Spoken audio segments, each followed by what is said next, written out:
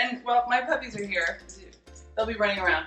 And I am here to show you how to make frothy and fabulous lattes, because I make one for myself pretty much every morning. As you can see, I have another coffee maker here, but this one doesn't get as much use. I usually just use this side for tea. But yeah, when I can and I have the time, I make myself a latte. And let me tell you a little bit about it, because I think the equipment that I'm using is kind of important to get the latte that I make. So I have a machine. It's a little old school. It's not the kind that you just push and everything happens for you. And yeah, so you have to work a little hard for this one. This one actually has a hopper here that has the beans. So whenever you do it, you just definitely want to make sure that it's full. I use coffee beans because I've used a lot of different brands, a lot of, Earth Cafe and Joe Coffee in New York, but I can find this one everywhere and it really is always very consistent. So a lot of times I just do this one just because it's easy. So there you go, that's what I use. And I make sure that that is always full, otherwise the machine will make a really loud noise that's bad. Okay, so in another thing, I always use the double shot. I like the consistency that you get when you go to a high-end coffee shop. So I kind of really try to recreate that in the morning. So I find that that is done with a double shot. So that is another thing that I do. So I think, yeah, let's just do this thing, right? All right, so another thing that we do is, we're very eco here in this house. So we have this little, we basically got it from IKEA. It's a flexible cutting board.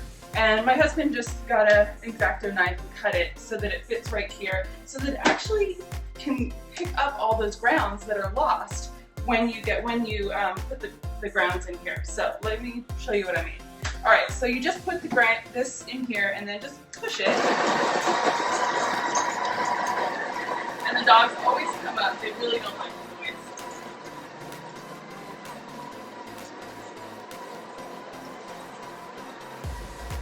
And I have it set for the double espresso, so it'll just automatically stop. And so when you undo it, how like all those grounds go away, and that's just really a shame. So I make sure that we catch them all. All right, and then you just kind of tamp it down a little bit.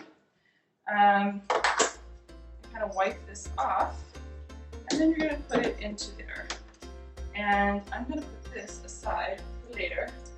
And basically I just put it in this one, the ground coffee, and just use that later. All right, so sometimes what people do is they're very precise and they measure it. You can do double shot glasses if you want. You can be very precise, measure 2 ounces. At this point, I've been doing it for so long, I just kind of eye it. So for me, in this mug, I do it about a third of the way on the mug. That's kind of my test. So put it under there, and then I'm going to hit the double shot and just let it go. Oh, and another thing you need to remember too is always make sure you have water. Yeah, sometimes I forget that. My husband makes fun of me. Sometimes you're just really busy in the morning and you forget things, right? So, All right. So it looks like we are about a third of the way. I'm gonna take a look. That's what it looks like. Looks great. All right. So then I usually move this out of the way because it drips a little bit, and I don't want that into my milk. So now I've got my milk here. With this one, I do it about between a quarter of a cup, or a quarter full to a third cup, or a third full. That usually ends up to be about a good amount of milk. You don't want too much because then it'll start frothing up here, which makes a big mess, and you don't want that. So you want just enough. If you're making more than one latte, do it one at a time, because the milk froths up better and it's just gonna turn out a lot better. All right, so if you have a machine like mine, when you turn it over to steam, water comes out. So what I do is I let it heat up and then I start steaming the milk. So let's turn it on. Just because when you see how much water comes out of here, I really don't want that in my milk. So, and this one, I'm just using 1% regular milk. all milk is bad for you. Even the almond milk, now it has carrageenan and, you know, using too much water. So you know what? I pick my battles here and I just use regular milk.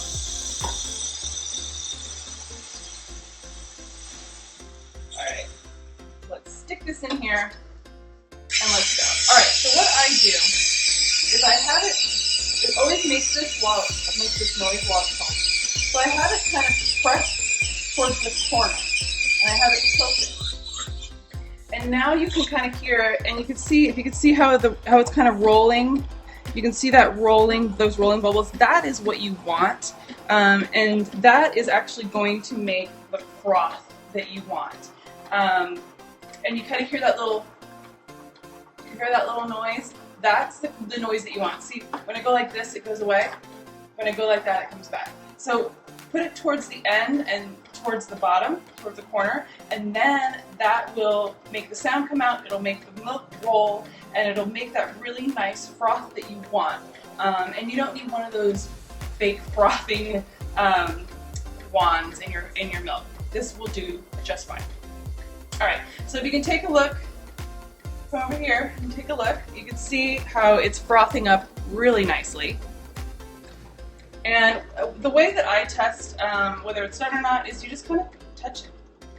When it gets too hot, which right now it is, that means it's done. So there we go. And you see what I mean? How it didn't go all the way to the top? That's what you want.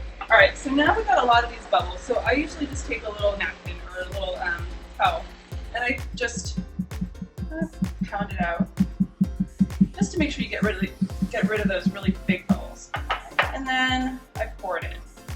Now, you know, I've tried to make those like fabulous designs, like this, the leaf, the heart, and yeah.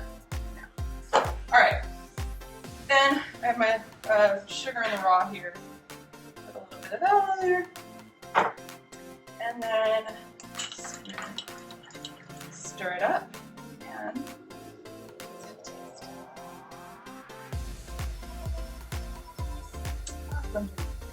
well, now that is a frothy and fabulous latte. So I hope you like this.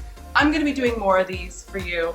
Anyway, have a fabulous Thursday, and I will see you next time.